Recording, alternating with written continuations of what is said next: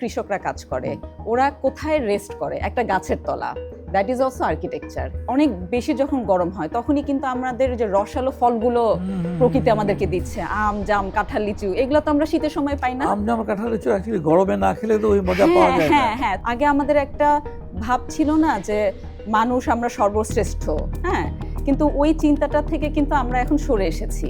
আমরা এখন মনে করি আমরা প্রকৃতির অংশ।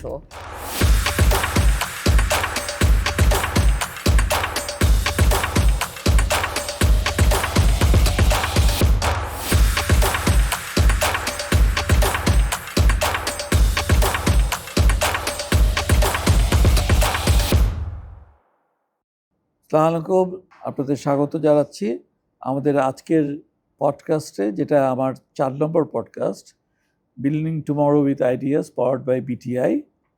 আমাদের আজকের অতিথি তিনি হচ্ছেন আমাদের আর্কিটেক্ট জান্নাত জুঁই। জান্নাত জুঁই, তুমি করেই বলছি, প্লিজ। তোমাকে স্বাগত জানাচ্ছি। A very young and a very enterprising architect. Owner qualification বলার থেকে ওনার কাজের কথায় আমরা বেশি বুঝতে পারবো সেটা।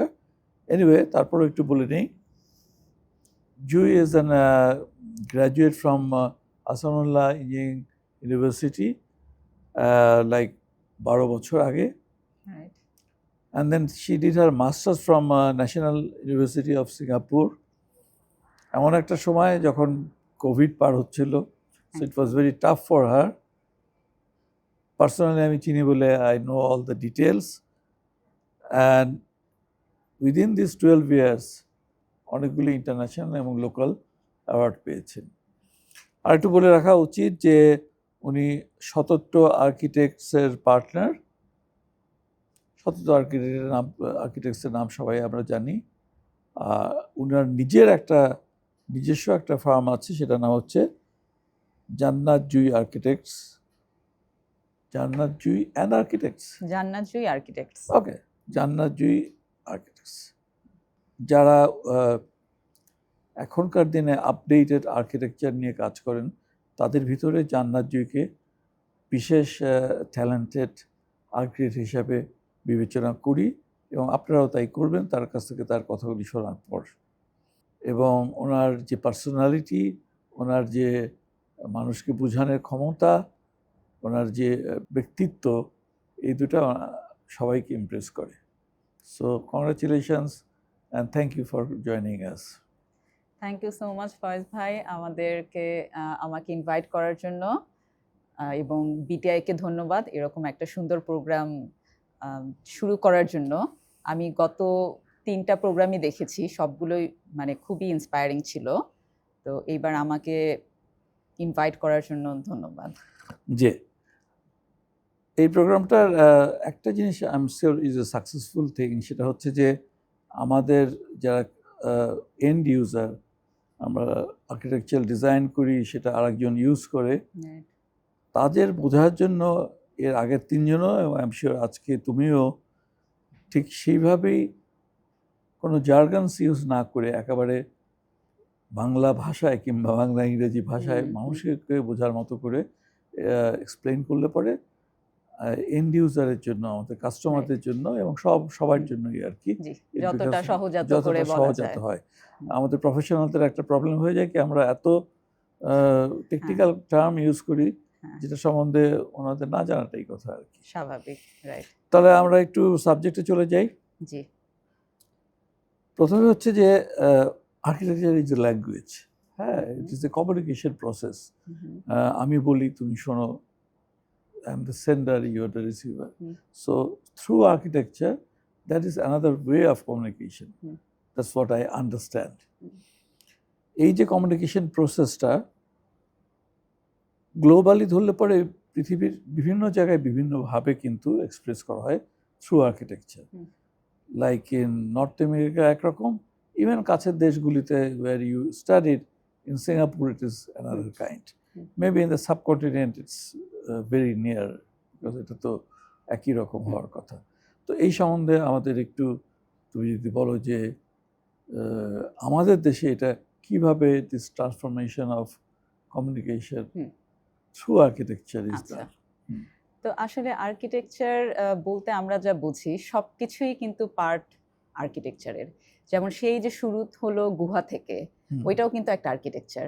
মানুষ প্রয়োজন মনে করলো যে আমার দরকার একটা শেল্টারের, কেন আমাকে না হলে বন্য পশুরা ওরা খেয়ে ফেলবে, তো ওরা একটা শেল্টার তৈরি করলো। তারপরে সেটাকে আস্তে আস্তে যখন মানুষ সিভিলাইজড হলো তখন ওরা কি করলো যে আমরা আবার ধান ক্ষেত লাগানো শুরু করলো, শস্য ক্ষেত যেগুলো অর্গানাইজ ভাবে। আগে তো ওরা একদম মানে ন্যাচারাল যা পেত ফল, তারপরে সবজি যেগুলো, তারপরে যখন অর্গানাইজ হওয়া শুরু করলো তখন কিন্তু আস্তে আস্তে যে ফ্যামিলি তৈরি হলো, এই যে পরিবার তৈরি হওয়ার পেছনে যে গল্পটা, তার সঙ্গে কিন্তু আমাদের আবারও আর্কিটেকচারের ট্রান্সফরমেশনটা চলে এসেছে। তারপরে যখনই জায়গা ভেদ হচ্ছে তখনই ওই ওই জায়গার আলো বাতাস, ওই জায়গার আপনার পরিবেশটা কেমন, ওই জায়গার আর্দ্রতা কেমন, সবকিছু, ওই জায়গার মানুষের চালচলন কেমন, ওদের বিহেভিয়ার সবকিছু প্যাটার্ন কিরকম, সেইটার উপর ডিপেন্ড করে করে আস্তে আস্তে এই যে এস্কিমোদের জায়গায় যেরকম আমরা দেখি বরফের মধ্যে ওরা একটা হয় না এরকম একটা গম্বুজের মতো তৈরি করলো, তো ওইখানে হ্যাঁ, তো ওই এই যে ইগলুর ওরা তৈরি করলো ওইটার সঙ্গে কিন্তু আবার আমাদের দেশি প্যাটার্ন এটার কোনোই মিল নাই। কেন? কারণ ওইখানে ওদের যে টেম্পারেচার কন্ট্রোল করতে হয়, আবার একইভাবে ওই যে এক্সট্রিম ঠান্ডা আবার এক্সট্রিম গরম আমরা মিডল ইস্টে দেখি, ওইখানেও কিন্তু আমরা দেখি অনেক মোটা মোটা দেয়াল থাকে। কেন? কারণ ওই যে অনেক বেশি গরমটা ওদেরকে প্রোটেক্ট করতে হয়। আবার আমরা নোম্যাডস যারা আছে ওইখানে কিন্তু দেখি ওরা সব বাক্স প্যাটটা নিয়ে নিয়ে যেখানে ভালো ওয়েদার দেখছে সেখানেই তারা চললো। তো এই যে ভ্রাম্যমান একটা কনসেপ্ট, হ্যাঁ, তো এটা কিন্তু এখনো আছে। আমি মঙ্গলে গিয়েছিলাম, আমরা নোম্যাডসদের বাসাগুলো আমরা ভিজিট করেছি, ওখানে গিয়েও আমরা একই জিনিস দেখলাম। ওরা এমনভাবে ডিজাইনটা করে যেন এটা পুরাটা খুলে তারপরে ওদের আরো অনেকগুলো 100-150 থাকে, ছাগল ভেড়া থাকে, ওদেরকে সহ ওরা যেখানে বেশি ঠান্ডা ওখান থেকে কম ঠান্ডার জায়গায় চলে যায়। তো এটা কিন্তু এমন না যে মানে ফিক্স কোনো কিছু না, এটা সবসময় জায়গা ভেদে ব্যবহার ভেদে এটার পরিবর্তনটা হচ্ছে। তো আমাদের দেশের বেলায় যদি আমি বলি তখন আমরা কিন্তু এত মানে আমাদের দেশেরটা এতটাই সহজাত। আমরা গ্রামে গেলে সবসময় দেখব একটা ছাউনি মতন আছে, এই যে কৃষকরা কাজ করে, ওরা কোথায় রেস্ট করে? একটা গাছের তলা।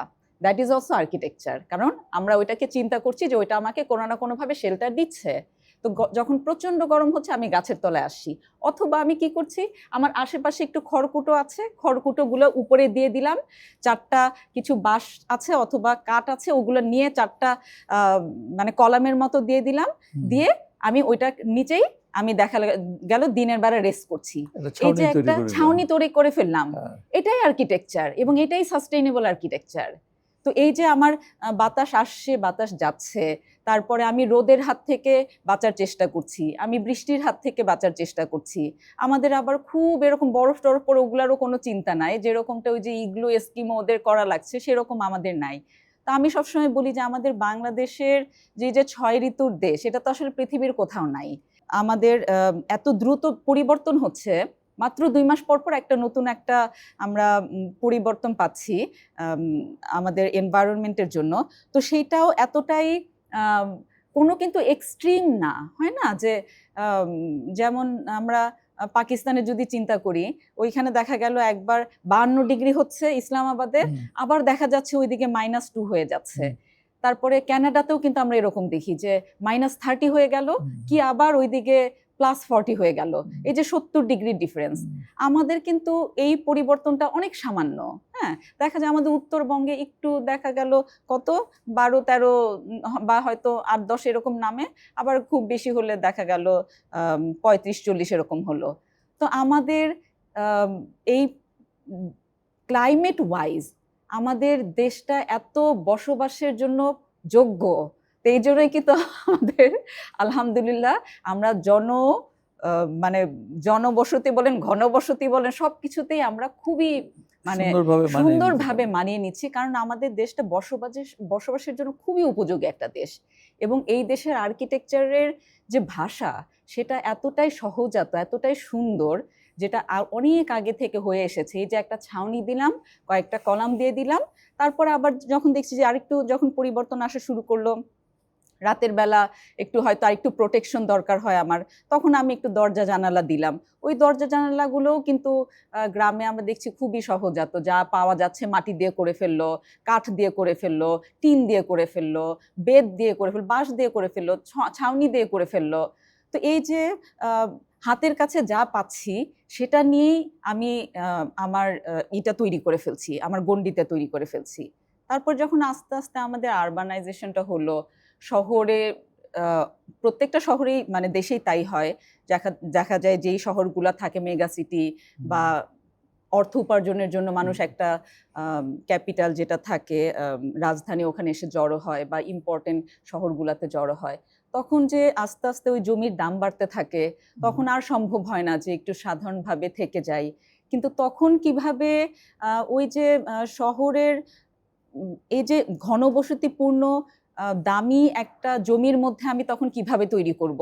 তো কিন্তু ওই কনসেপ্টটাই যদি আমি মাথায় রাখি যে আমার দেশের আমার জলবায়ু যেরকম, আমার মানুষের ব্যবহার যেরকম, আমরা সাধারণত বলে থাকি যে আর্কিটেকচার লাইফস্টাইল তৈরি করে, আসলেই তো তাই করে। আমি যেভাবে ডিজাইন করে দিব, আমার ক্লায়েন্ট জেনে আছেন ওনার দেখা যায় জীবনযাত্রাটা ওইভাবেই হয়তো আস্তে আস্তে চালনা হবে। তো এই যে আর্কিটেকচারের সঙ্গে মানুষের জীবনের যে সংযোগ, বা এই যে গ্রামে যেরকম ভাবে আমি একটু সহজাতভাবে একটু খোলামেলার মধ্যে থাকছি, তো শহরে অনেক সময় থাকতে পারছি না বলছি, বাট আমরা কিন্তু তাও চেষ্টা করি যে ওই আমেজটা দেওয়ার জন্য, হয় না, গাছপালা বা ওই যে আমাদের একটু পানি আছে, একটু প্রজাপতি আছে, হ্যাঁ, এই সবগুলো নিয়ে কিন্তু চেষ্টা আমরা এখন করে যাচ্ছি। ওকে, আমি 6 ঋতুর কথা যেহেতু বললে, ডিস্টিংটিভলি 6 ঋতুর ভিতরে অ্যাকচুয়ালি 4 ঋতু খুব ডিস্টিংক্ট করা যায়, বাকি 2 ঋতু একটু ওভারল্যাপ করে যায়। আর এখন তো গ্লোবাল ক্লাইমেট চেঞ্জের জন্য ওই শীত আসে এপ্রিল মাসে, এরকমও হয়ে যায়। সারা পৃথিবীতেই আসলে এই সব ওলটপালট হয়ে যাচ্ছে। তো এই কনসিডারেশনে আমরা যারা শহরে থাকি, শহর ভিত্তিক, এবং তোমরা যারা আমাদের জন্য ডিজাইনটা করে থাকো, এই ঋতুর ভিত্তিকে তোমরা কিভাবে এটাকে you serve the purpose of seeing the rain, hearing the rain drops, at the same time গরমে ঘেমেও না যাওয়া, at the same time energy saving করা অ্যান্ড সাস্টেনেবল অ্যান্ড রেজিলিয়েন্স করা। খুব ছোটর মধ্যে যদি একটু বলো। আচ্ছা, তো ঋতুগুলো তো আসলে আমাদের জন্য একটা আশীর্বাদ, হ্যাঁ। তো আমরা চাই যে আমাদের বাচ্চারা ওগুলো ধারণ করুক, ওই চেঞ্জগুলো বুঝতে পারুক, এই পরিবর্তন হচ্ছে সেগুলো তারা উপভোগ করুক। তো আমাদের প্রত্যেকটা কাজের মধ্যে আমাদের এই কনসিডারেশনটা হাইয়েস্ট থাকে যে আমরা কিভাবে বৃষ্টিটা সে উপভোগ করতে পারলো, গরমের সময় কিভাবে আমাদের ক্রস ভেন্টিলেশনটা হয়ে গেল, সেটা যেন মেক শিওর হয় যে খুব আমাদের এখানে তো আসলে যখন অনেক বেশি গরম হয় তখন ফ্যান বা এসি এগুলো লাগে, এটা ছাড়া আমাদের শহরটাই বা আমাদের দেশটাই হচ্ছে অনেক হিউমিড, অনেক বেশি থাকে। তো এখানে আসলে সম্ভব না যে আমি একদমই দিলাম না, আপনার এসি দিলাম না বা আর্টিফিশিয়ালি কিছু করলাম না, ওইটা আসলে ওয়ার্ক করে না একটা সময় গিয়ে।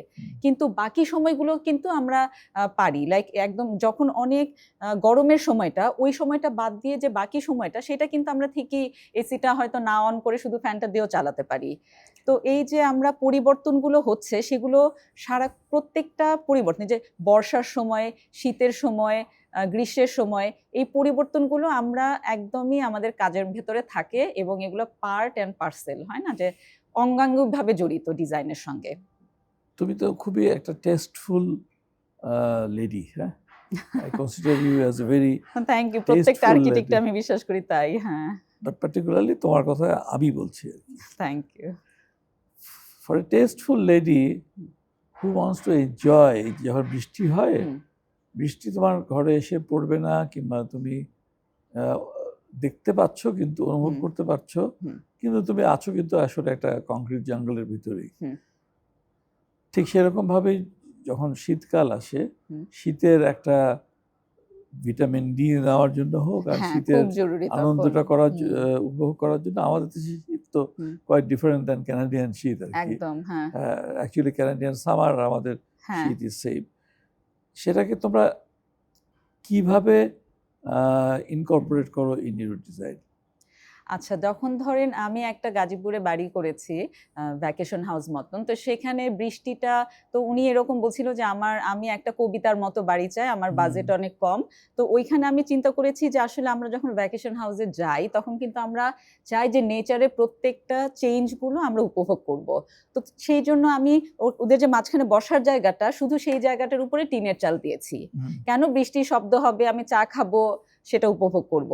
আবার শহরে দেখা যায় যখন আমরা বড় বড় কনক্রিটের বিল্ডিং আসলে আমাদের বানাতে হয়, কারণ আমাদের ভূমিকম্প প্রবণ এলাকা, তো আমাদের এখানে সুযোগ নাই সেই ব্যাপারে কোনো কম্প্রোমাইজ করার। তো আমাদের কনক্রিট বা আমাদের শক্ত ম্যাটেরিয়ালগুলো লাগে, যেগুলো আমাদের হয়তো একতলা দোতলা বাড়িতে সম্ভব না।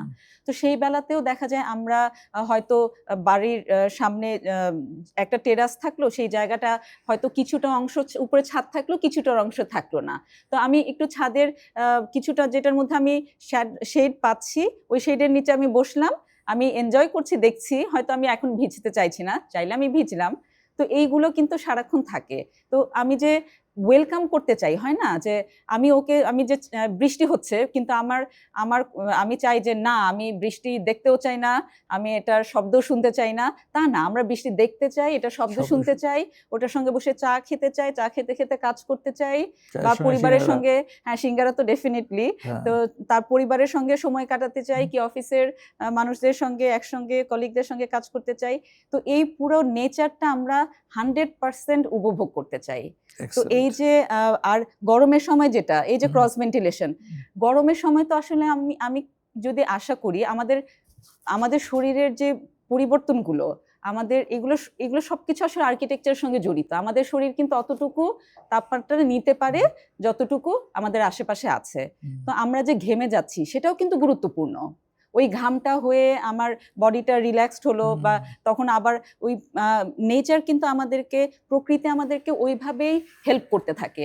এই যে অনেক বেশি যখন গরম হয় তখনই কিন্তু আমাদের যে রসালো ফলগুলো প্রকৃতি আমাদেরকে দিচ্ছে, আম, জাম, কাঁঠাল, লিচু, এগুলো তো আমরা শীতের সময় পাই না। আম, জাম, কাঁঠাল, লিচু অ্যাকচুয়ালি গরমে না খেলে তো ওই মজা পাওয়া যায় না। হ্যাঁ হ্যাঁ, তো কেন? কারণ প্রকৃতি জানে যে আমার এখন অনেক শরীর থেকে লবণ বের হয়ে যাচ্ছে ঘামের মাধ্যমে, অতএব আমার ওইটাকে রিপ্লেস করার জন্য আমার এই জাতীয় ফলগুলো দরকার।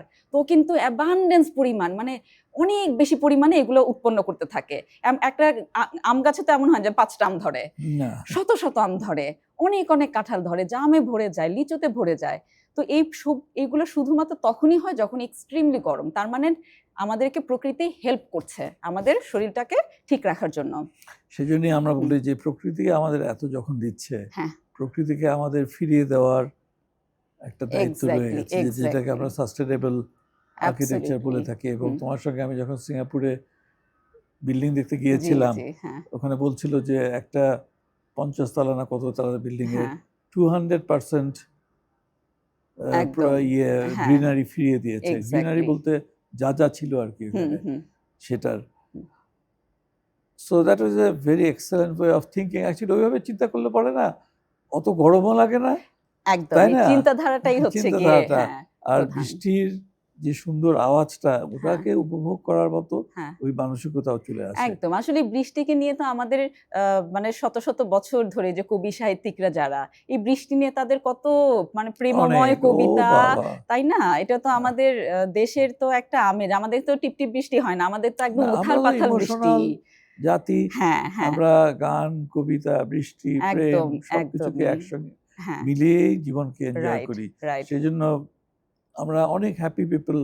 অনেক কিছু নাই, তারপর আমরা অনেক হ্যাপি পিপল। আল্লাহ আমাদের ওই জিনিসটা দিয়ে দিয়েছে। That was a very nice way of telling, Jui. এই জন্য তোমার সঙ্গে গল্প করে সবসময় খুব আনন্দ পাওয়া যায়। এখন একটু আসি, আমাদের সময় যেহেতু কম, সব আর্কিটেক্টেরই স্পেশালি যারা রিলেটিভলি ভালো করতে পেরেছে, একটা নিজস্ব ফিলোসফি থাকে। যেরকম বশিরুল হক সাহেবের রেড ব্রিক্স, মানে বাংলা রেড ব্রিক্স যেটা বলে, ওনার একটা ইয়ে ছিল। ওনার বাড়ি দেখলে পরেই বোঝা যেত। সিনিয়র হিসেবে মাজারুল ইসলাম সাহেবেরও একটা ছিল।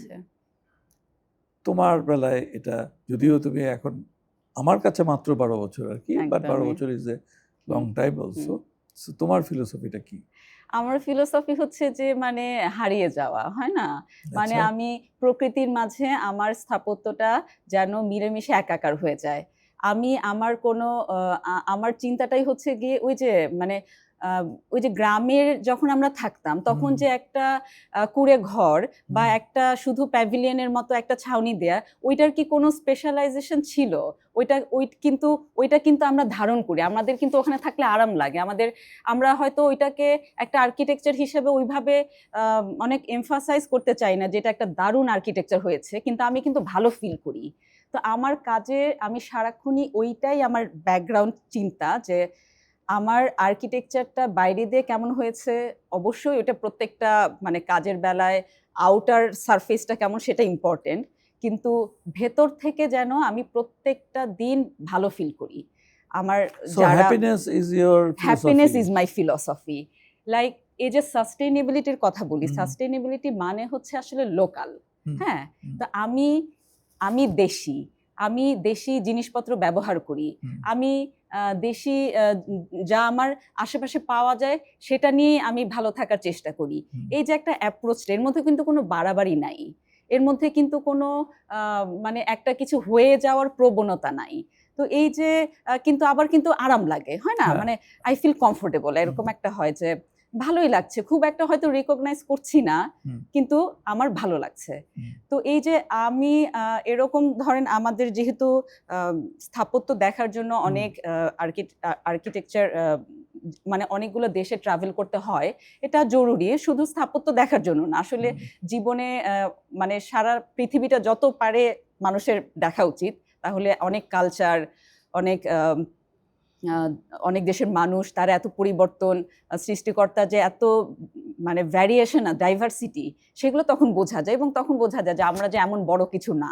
আমরা প্রকৃতির মানে একটা ক্ষুদ্র প্রকৃতির অংশ। তুলনায় আমরা আসলে অনেক ছোট। এক্সাক্টলি। কিন্তু প্রকৃতি আমরা কিন্তু আমাদের হ্যাঁ, সবকিছু দিয়ে আমাদের জীবনটাকে সুন্দর করে এক্সাক্টলি তুলেছে। সুন্দর করে এখন তুলেছে। How good we can use it exactly. Depends on হ্যাঁ, আস অ্যান্ড পার্টিকুলারলি যারা হ্যাঁ, আমাদের জন্য বাসস্থানের ব্যাপারে হ্যাঁ। লিস্ট রাইট, সব ব্যাপারেই কিন্তু রাইট, বাসস্থানের ব্যাপারে আর্কিটেক্টরা কিভাবে সেটাকে ট্রান্সলেট রাইট। করে to give us happiness. I হ্যাঁ, think that's a wonderful way of telling যে right. I am happy with my হ্যাঁ, হাউস। রাইট। Doesn't matter. আমি অনেকে এই কথাটা বলি যে হুম, ভাই কত স্কোয়ার ফিট ২,০০০ না হ্যাঁ, ১৫০০ হ্যাঁ। না ২,৫০০ না ৫,০০০ that is secondary. Exactly. The না আমি প্রাইম সবসময় আমার ক্লায়েন্টদেরকে বলি যে আপনার যতটুকু দরকার নেই, আপনি হুম, এর বেশি বানিয়েন না। হুম, কারণ আমাদের নেচারের মধ্যে আমাদের বাড়াবাড়ি করার কিন্তু কোনো দরকার নাই। হয় না? হুম, অনেক সময় আমরা ভাবি যে আচ্ছা আমাদের টাকা আছে আরেকটু বেশি বাড়াই। হুম, কিন্তু ওই বেশিটা যে আসলে দরকার নেই। সহজাতভাবে যতটুকু তৈরি হচ্ছে সেটাই যে এনাফ।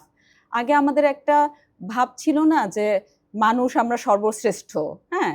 কিন্তু ওই চিন্তাটা থেকে কিন্তু আমরা এখন সরে এসেছি। আমরা এখন মনে করি আমরা প্রকৃতির অংশ। হুম। একই রকমভাবে অন্যান্য প্রকৃতি যেসব আ এলিমেন্ট যারা আছে, অন্যান্য পশু, পাখি ওরা যেরকম প্রকৃতির একটা অংশ, একইভাবে আমরা প্রকৃতির একটা অংশ। এবং আগে আমাদের যে ইগোইস্টিক একটা আর্কিটেকচার ছিল, হ্যাঁ? আমাকে প্রমাণ করতে হবে যে দেখো আমার আর্কিটেকচারটা কত সুন্দর। হুম, সেই ধারণা থেকে আমি নিজেকে সরিয়ে এনেছি। এক্সেলেন্ট। আমি এখন চিন্তা করি আমি ইগোইস্টিক আর্কিটেকচার না করে আমি ইকোইস্টিক আর্কিটেকচার করব। Oh my, সো আমার মেইন কনসেপ্টই হচ্ছে ego to eco. that's an hmm, excellent transformation. Hmm. I mean, this is the first time I am hearing it, and I will quote it. আমি thank এটা you. Coat করবো at least হ্যাঁ, আমাদের ক্লায়েন্টদের কাছে। আমাদের একটা সুবিধা হচ্ছে হ্যাঁ, যে আমাদের ৭-১০ হাজার যে ক্লায়েন্ট আছে হ্যাঁ। তাদের কাছে এইভাবে এক্সপ্লেইন করতে পারলে পরে অনেক তারা সহজ হয়ে তাদের যায় কিন্তু। অবস্থান থেকে সরে আসতে পারে। এক্সাক্টলি। এই যে একটু আগেই একজন বলছিল, হুম, উনি একটা বড় ইনস্টিটিউটের একজন হুম, প্রফেসর। তো উনি বলছিল যে ওরা ২,৫০০ দিয়েছে, হুম, আপনারা ২,০০০ দিচ্ছেন। হুম, হুম। তো আমি এই কথাটা একটু আগে জানলে পরে তাকে এটা বলতে পারতাম যে সহজ আপনি কত হতো। হাজার স্কয়ার ফিটের থেকে হ্যাঁ, আপনি কত লক্ষ গুণ শান্তি পান এক্সাক্টলি, সেটা আগে চিন্তা করে এক্সাক্টলি। দেখেন। দেন হুম, মেবি সে হ্যাঁ, বলবো আর কি এখনো জি, তারপর। জি, হ্যাঁ। তো ইগোইস্টিক থেকে ইকুইস্টিক। ইগোইস্টিক, হ্যাঁ। এক্সেলেন্ট। রাখলাম কথাটা মনে। হুম, এখন আরেকটা জিনিসে চলে আসি। আজকাল অ্যাফোর্ডেবল হাউজিং নিয়ে হুম, খুব কথাবার্তা, রাইট। ইনসেনটিভ অ্যান্ড বিশেষ করে আ এখনের যারা পলিসি মেকার তাদের ভিতরে ইয়েটা আসছে এবং আমাদেরও একটা দায়িত্ব আসলে। হুম, এবং সেখানে এই acoustic is very important right. Because আমরা যত ছোট করব হুম, তত এটার হ্যাপিনেস বাড়তে হবে, সৌন্দর্য বাড়তে হবে from hmm, hmm, inside, hmm. Not outside. Hmm. এবং এটা মনে হবে না যে আমি একটা ছোট্ট ঘরে আছি, হ্যাঁ, কিংবা এবং মেইনটেনেন্স কম হবে, আমার মেনটেনেন্স স্ট্রেস কম হবে, হ্যাঁ, তাই না? অনেক মেনটেনেন্স, হ্যাঁ, স্ট্রেস নিজের আর্নিং এর সঙ্গে রাইট, সামঞ্জস্যপূর্ণ হবে।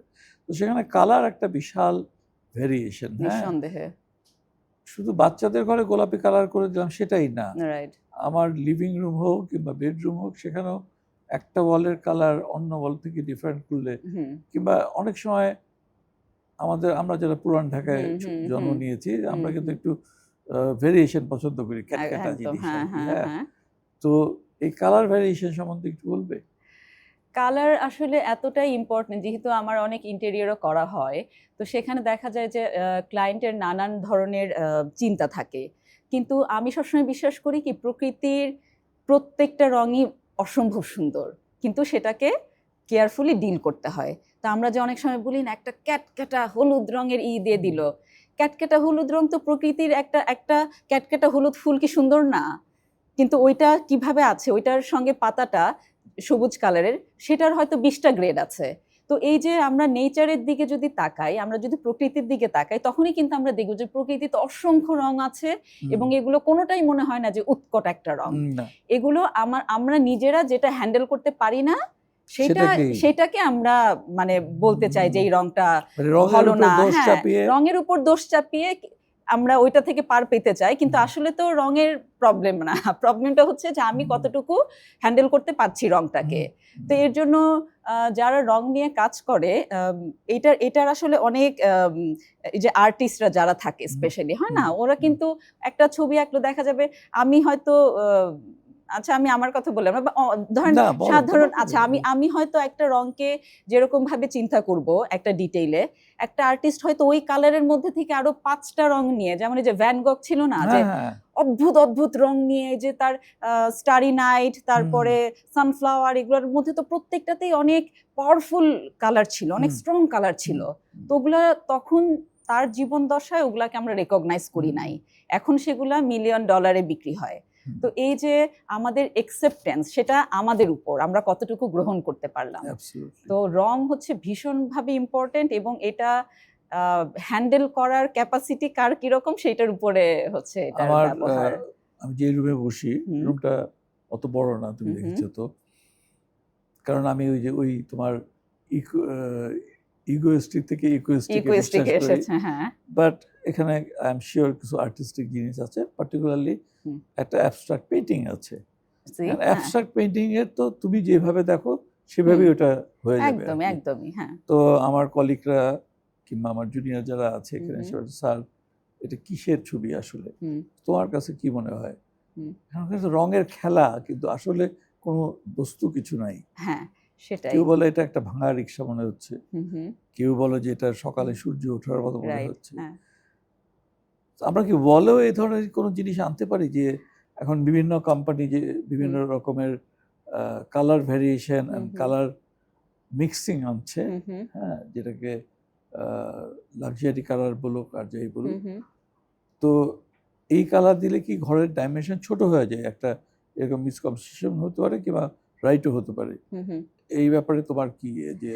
না, আমার এরকম কোনো কিছু মনে হয় না, যে ওই যে আবার ওইটাই বলছি যে কিভাবে আমি ওইটাকে হ্যান্ডেল করছি রংটাকে। হ্যাঁ, তো আমি আসলে কিভাবে, যেমন আমি নিজে যখন প্র্যাকটিস করি, তখন আমি একটা একটা ওয়াল দেখা গেল আমি খুব মানে একটা ব্রাইট একটা বা স্ট্রং একটা কালার দিয়ে দিলাম, আমার খুব একটা ওরকম করা হয় না। কিন্তু আপনি যেটা বললেন যে আমার ঘরে আমার অফিসে একটা অ্যাবস্ট্রাক্ট পেইন্টিং আছে, এবং সেটা আমি দিয়েছি, তো আমার খুব এরকম পেইন্টিং ইউজ করা হয়। তো আমি আসলে পেইন্টারদেরকেও প্রমোট করতে চাই, এবং স্কাল্পটার, মানে যত আর্টের যত সেক্টর আছে সবাইকে আমি প্রমোট করতে চাই, ইন আ সেন্স যে এটা একটা টিম ওয়ার্ক, হয় না, যে যখন আমি মানুষকে যত ইনক্লুড করব, তত কিন্তু আমি ইনক্লুডেড ফিল হব। আমি কিন্তু একলা ভালো থাকা কখনো সম্ভব না। আমি যদি মনে করি যে না, আমি ওই যে এগেইন ওই যে ইগোইস্টিক একটা অ্যাপ্রোচ, ওই আমি যদি মনে করি না আমি সেরা, আমারটা সবার থেকে ডিফারেন্ট হবে, তাহলে তো আসলে অন্য সবাই মনে করবে আচ্ছা ও তো অনেক সেরা, মানে আমিও প্রমাণ পেয়েছি, আচ্ছা আমি তো অত সেরা না, আমি তাহলে হয়তো ওর যোগ্য না, বা আমি হয়তো ওর সঙ্গে মেশার মতো আমার নাই। তো এই যে আমাকে আস্তে আস্তে বাদ করে দেয়া হচ্ছে, তো এইটা থেকে তো আমি এক সময় একলা হয়ে যাব। কিন্তু আমরা Very মানুষরা তো একলা জাতি না, আমরা তো না, আমরা তো সমাজের মধ্যে সামাজিক বাস প্রাণী। করি। তা আমি যত আমার কাজের মাধ্যমে যত আরো অন্যান্য ক্রিয়েটিভ মানুষ যারা আছে ওদেরকে ইনক্লুড করব, তত কিন্তু আমার স্থাপনাটা বলেন বা ইন্টেরিয়র বলেন, তত ওইটার মধ্যে আরো নানান এলিমেন্ট আসতে থাকবে যেটা ওইটাকে আরো এনরিচ করবে। তো এর জন্য আমি প্রচুর আমার ইন্টেরিয়রে painting, specially abstract painting use করি। অ্যাবস্ট্রাক্ট পেইন্টিং ইউজ করার আরেকটা কারণ হচ্ছে গিয়ে যে চিন্তার খোরাক দেয়। হ্যাঁ, এই যে আপনি যেটা বললেন যে আমাকে হতে পারে হ্যাঁ ওটা? কি হতে পারে, এই যে আমি একটা চিন্তা করছি, একটা ক্রিয়েটিভ জিনিস তখনই আরো আমাদের বেশি ভালো লাগে যখন এটার মধ্যে অনেক মানুষের অনেক চিন্তার খোরাক যোগায়। হ্যাঁ, তো সেটাই যখন তো, মানে এক হ্যাঁ জায়গায় বসে থাকতে থাকতে, সেটা অফিস হোক আর বাসা হোক, এক্স্যাক্টলি যদি একটা পেন্টিং দিকে তাকিয়ে কারো কাছে মনে হচ্ছে এটা মালদ্বীপের কতগুলি দ্বীপ দেখা যাচ্ছে, হ্যাঁ হ্যাঁ হতেই পারে, কারো হ্যাঁ কাছে মনে হচ্ছে যে এটা একটা ঘূর্ণিঝড়ের পরে রাইট সব ভেঙে গেছে, রাইট আবার রাইট কারো কাছে মনে হচ্ছে একটা রোমান্টিক হ্যাঁ একটা হ্যাঁ হ্যাঁ খুব হতেই সুন্দর পারে।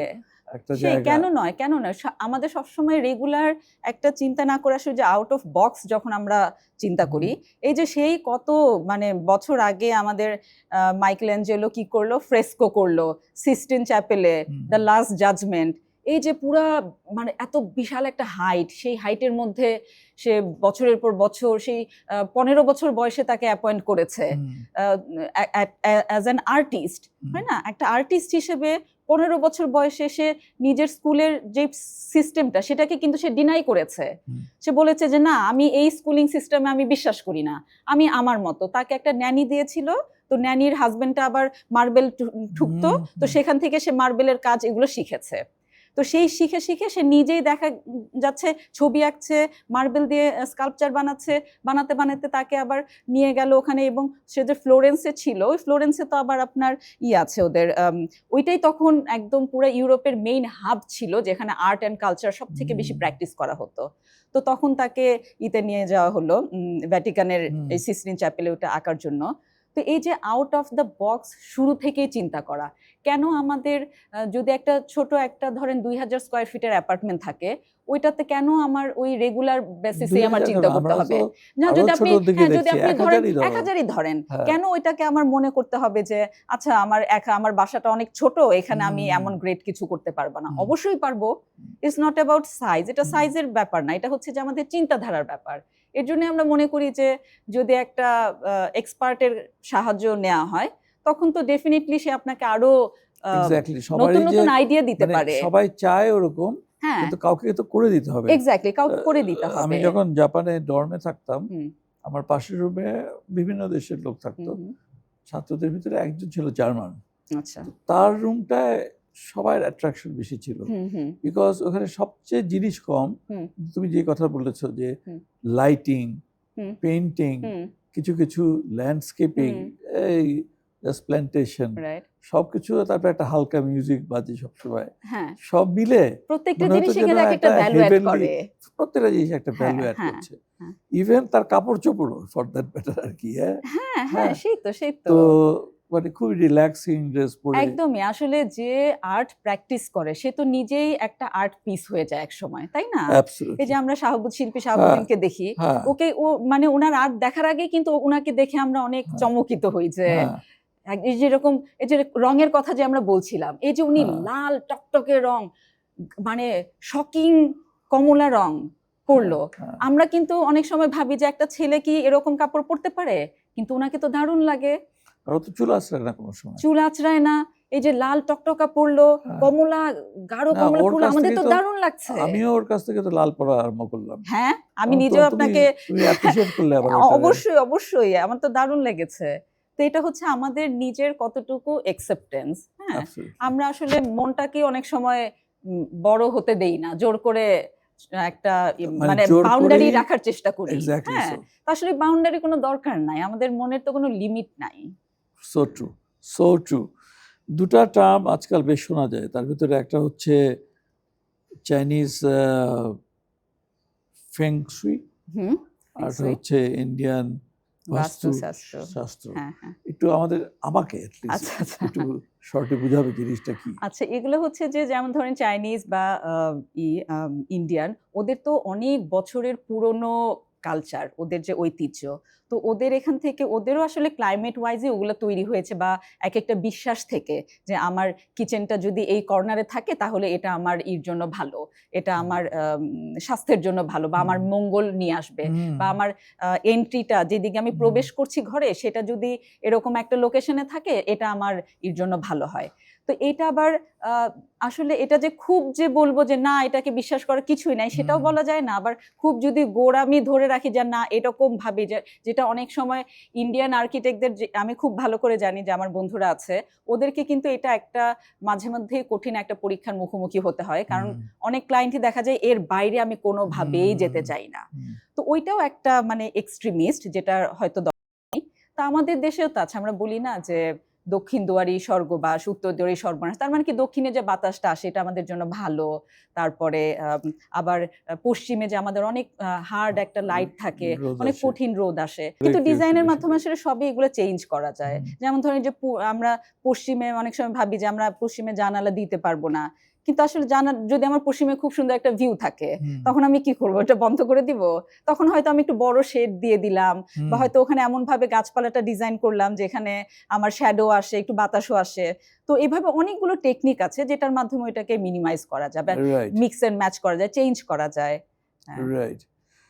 এবং আসলে তো কোনো বিল্ডিং এ এক্স্যাক্টলি একেবারে দক্ষিণ পশ্চিম ওইভাবে তো আসলে হয় না, তাই না? হ্যাঁ, এটা একটা অ্যাঙ্গেলে থাকে, এটা একটা অ্যাঙ্গেলে থাকে।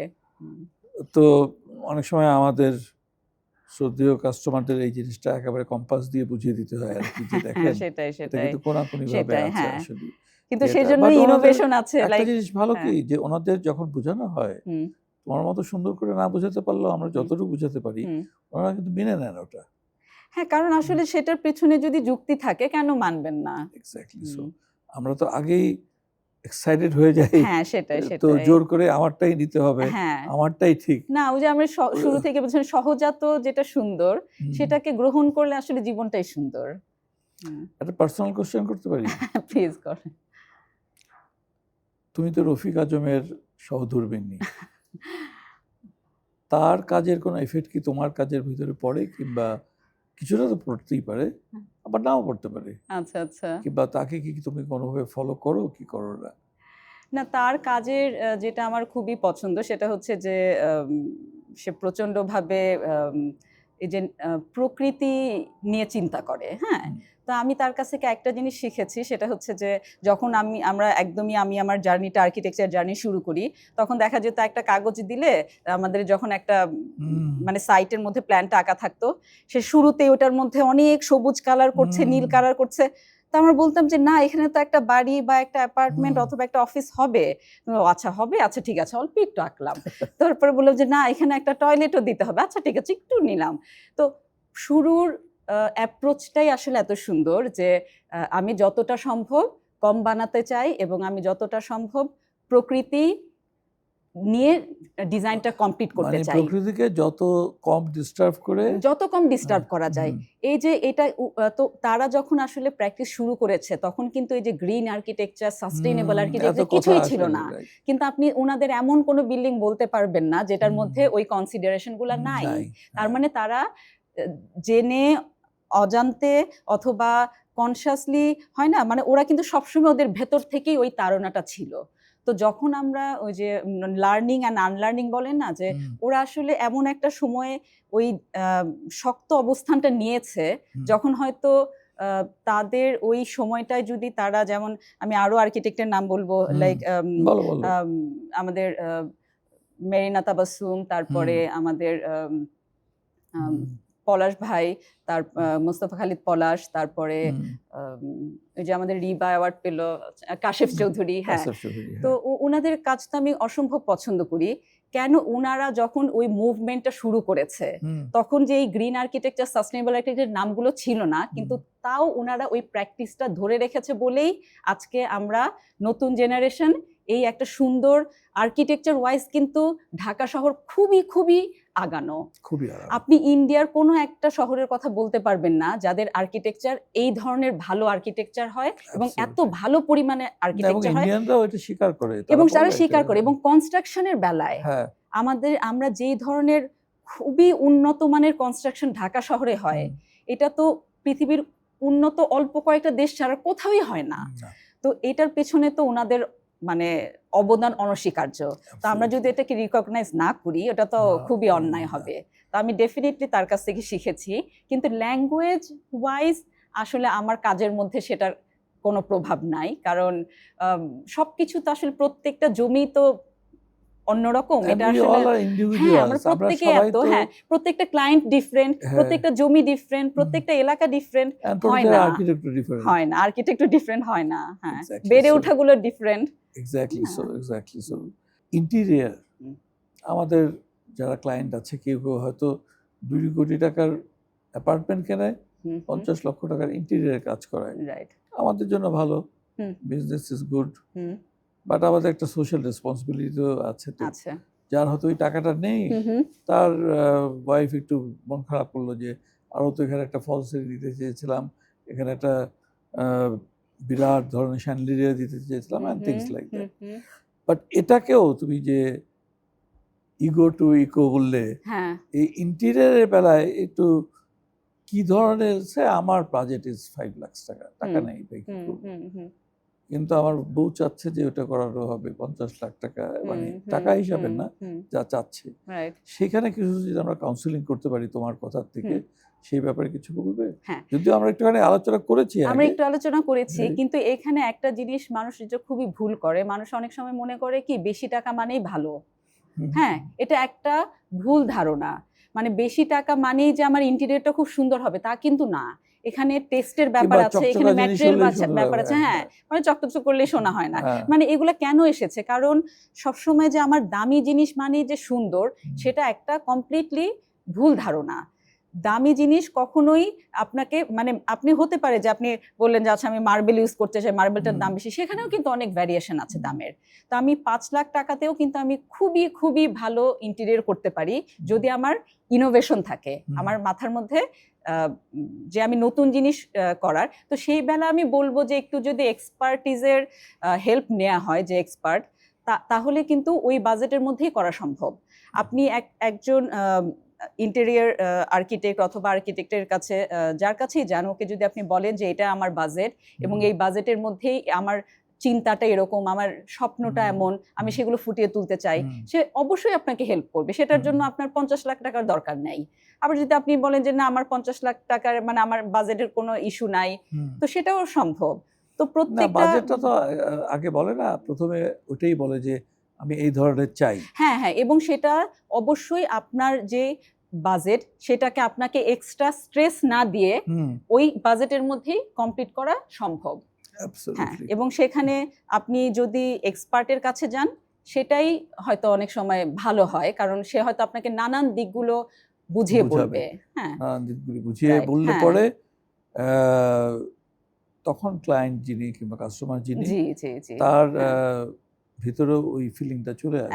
একদমই। হ্যাঁ, তো অনেক সময় হয় না যে আমরা নিজেরা হয়তো চুলটা আঁচড়াতে পারি, বা অনেক সময় একটু ভালো চাইলে একটু পার্লারে গেলাম, বা নিজেরা হয়তো দাঁত আমার মেয়ের দাঁত তোলার সময় এমন হয়েছে, মাঝে মাঝে দোকানের ডাক্তারের কাছে নিয়ে গিয়েছি, আবার মাঝে মাঝে দেখা যায় ওর ন্যানি কি করে মানে নিয়ে যাওয়ার জন্য রেডি, দেখা গেলো ন্যানি তুলে ফেললো।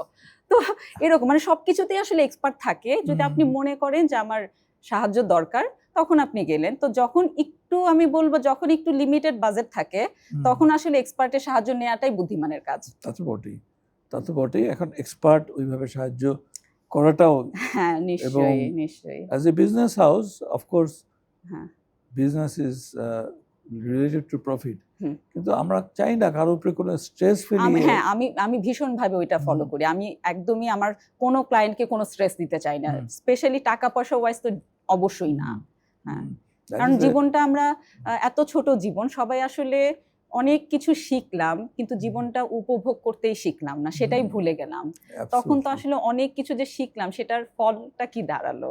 হ্যাঁ, দেখো এখন ওই মাটির কাপে আমরা আবার ফিরে গিয়েছি, তাই না? হ্যাঁ, যেটা আগে আমরা ধরতামও না আর কি। এক্স্যাক্টলি, আমরা মনে করতাম যে না এটা হয়তো কম দামি একটাই। এখন কিন্তু ওই ট্র্যাডিশনটা আবার কেন আমরা, কারণ এখন আমরা গর্ববোধ করছি আমরা যেমন তেমনটা নিয়েই। এক্স্যাক্টলি। তো হ্যাঁ, এটা খুব ইম্পর্টেন্ট জিনিস যে আমরা যেমন তেমনটা নিয়ে আমরা সেটা- খুশি। হ্যাঁ হ্যাঁ, আমি যা তাই, হ্যাঁ, whether you like it or not. Exactly. আর নতুন জেনারেশন যারা মানে hmm, Gen hmm. Alpha, hmm, hmm, Gen Z এর পরে যারা আসছে, রাইট। আমাদের ছেলে মানে তোমাদের ছেলে মেয়ে, আমাদের নাতি হুম। নাতিরা আর কি। হ্যাঁ, তারা তো একেবারে খুব স্ট্রেট কাট আর কি হ্যাঁ, এইসব হ্যাঁ, ব্যাপারে। হ্যাঁ, একদম। হ্যাঁ, ইউ ক্যানট সে তুমি রোগা হয়ে গিয়েছো কিংবা তুমি না, মোটা না, হয়ে না, না, ওরা গিয়েছো। তো এটা তো অনেক এবং এই হ্যাঁ, যে এত দেখেন ভেগান এত এসব বাড়ছে, এগুলা হুম, কেন? কারণ ওরা আরো অনেক সচেতন হচ্ছে। হুম, তো যত সচেতনতা বাড়ছে, যত সেনসিটিভিটি বাড়ছে, ততই কিন্তু মানুষ নিজের যা আছে সেটা নিয়ে ওরা আরো ভালো ফিল করার চেষ্টা করছে। হুম। না হোক যেটা নাই সেটা নিয়ে সারাক্ষণ হা হুতাশ করার না, থেকে অ্যাবসলিউটলি না। যে আমার আছে যা তা নিয়ে আমি সন্তুষ্টি প্রকাশ করলাম। তার মধ্যে আরো যত ভালো করা যায় সেটার চেষ্টা করতে থাকলাম। জুই, তোমার সাথে কথা বলে ইন্সপিরেশন খালি বাড়তেই থাকে। জীবন যে এত সুন্দর এবং সুন্দর হতে পারে, বাসস্থান যে সুন্দর এবং সুন্দর হতে পারে, জি, সেই ব্যাপারে শুধু আমি না, আই এম শিওর যারা আমাদের এই অনুষ্ঠান পরে শুনবেন, জি, তারা সেটা প্রকাশ করবেন, তাদের মতামত প্রকাশ করবেন। জি, আমরা শুনতে চাই তাদের আমরা মতামত। তাদের মতামত শুনতে চাই। এই আশা রেখে সময়ের সীমিত থাকার জন্য আমার জি, মনে হয় যে আজকের জন্য বিদায় নেই। থ্যাংক ইউ সো আবার মাচ। দেখা হবে। দর্শক মণ্ডলী, আমাদের সঙ্গে ছিল জান্নাত জুই। জান্নাত মানে বেহেশতের আরেকটা নাম আর কি। তো সে আমাদের শান্তির বাণী শোনালেন এবং building tomorrow with ideas powered by BTI এর এই পর্বের আজকে এখানে আমরা গল্প শেষ করছি। আবার আমরা ফিরে আসবো। Thank you. ধন্যবাদ সবাইকে।